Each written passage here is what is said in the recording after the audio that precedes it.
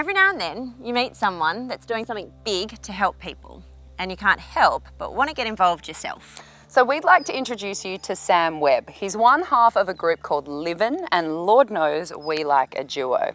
This is a shining example of turning something tragic into something good, and why we all need to listen and speak up.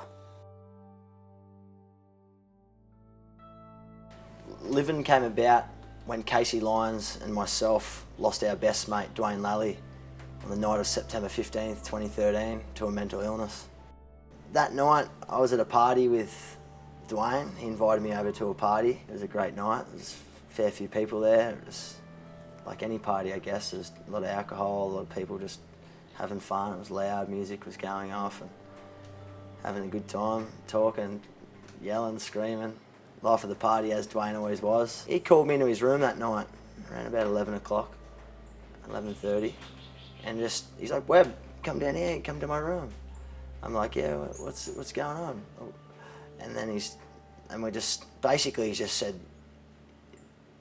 pretty much, you know, I've tried to take my life twice before, and I didn't even know what to say really. I was like, "Are you kidding? Like, what do you mean?" Like, this was so far off guard, I didn't even see coming. Like, the happiest man every day, he's just told me that he's tried to kill himself twice before, and I was just like, wow. And in my head I was just thinking, heck, what can I say? Like, I'm not educated, I'm not a psychiatrist, I'm not a psychologist by any means, but I just, you know, spoke from the heart.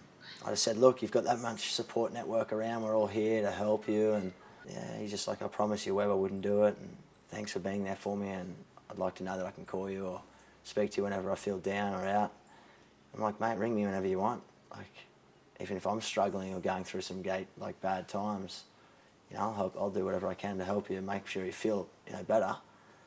And then, yeah, about half an hour to an hour later, him and his girlfriend went into the room, and she comes bawling out about 10, 15 minutes later, by memory, and she's bawling. She's like, "Dwayne just told me, we just had a fight, and Dwayne just told me he's going to kill himself, he's going to take his life, and this, he really means it." And as soon as I heard that, I just sort of like, after what he just told me, I did not take anything with a grain of salt. I was straight on it. I went straight to the room because I didn't see him come out the front door, and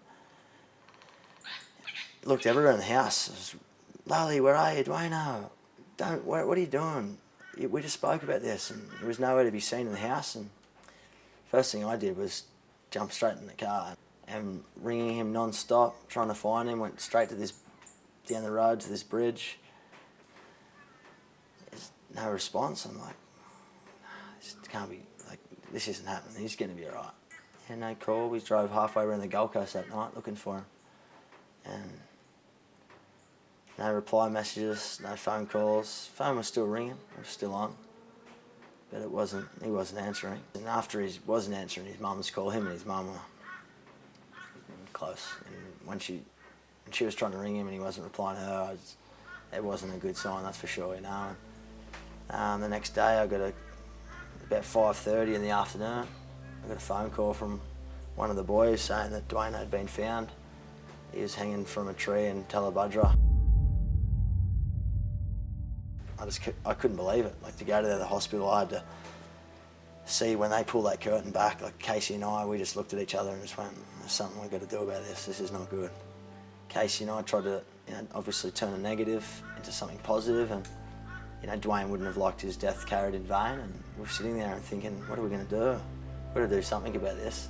And Dwayne and I used to always say, "We're going to the top. Let's go to the top." And the top was a place where you just when you're young and you get drunk and you have a good time, we're just like, let's go to the top, let's go mad and have a really good time. He always used to say, "We're living, man, we're living." And so we said, "Look, let's put LIVIN together and let's do some shirts." It Ain't Weak To Speak is basically just to get people to talk up, because it's a very taboo, dark, touchy subject as it is. Let's try and put some spin onto it to make it a little bit more cooler or a little bit more acceptable in the public eye, and getting people to talk up and just at least admitting when they're not feeling right or that they might be alone, because you shouldn't judge someone off if they're lonely or if they're depressed or if they're anxious. It's just like having a broken arm. People run over to you and sign, like it's saying you probably heard people run over and sign your cast and they'll get happy about it. It's the same, but whenever you admit to having a mental health problem, everyone sort of looks at them and runs the other way. We want to be able to put LIVIN's product and the mantra, it ain't weak to speak, in people's hands that people look up to, that have been there and done that, or had some sort of relationship with the topic, and listening to people's stories like that is making a big, big impact, taking away the stigma to do with mental health and suicide prevention.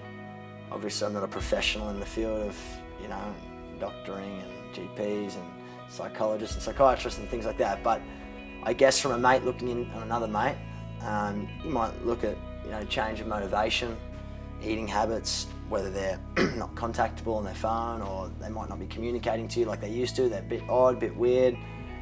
Being able to pick up on those warning signs from an early stage in the process, I think, will go a long way. From a male perspective, they're very, oh, I'm tough, I'm this, and I can't admit to being anxious or depressed or lonely because I'm going to look at being weak. And yeah, a lot of people to this day still feel like that. They don't want to come out and they go to see a GP or a doctor or a specialist and they get diagnosed with drug abuse or alcohol addiction or violence, and their real underlying issues go unseen. When I've been through bad times, and I'm sure everyone's got their own story, I turn to training and running. It gets a lot of the positive endorphins running around, and I tell you right now, with that training and that motivation, I don't know what I would have done.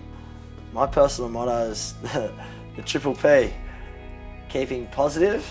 I definitely got to keep positive. As much as you might have a bad day or a bad week, all it takes is one little thing to change. Persistence is key.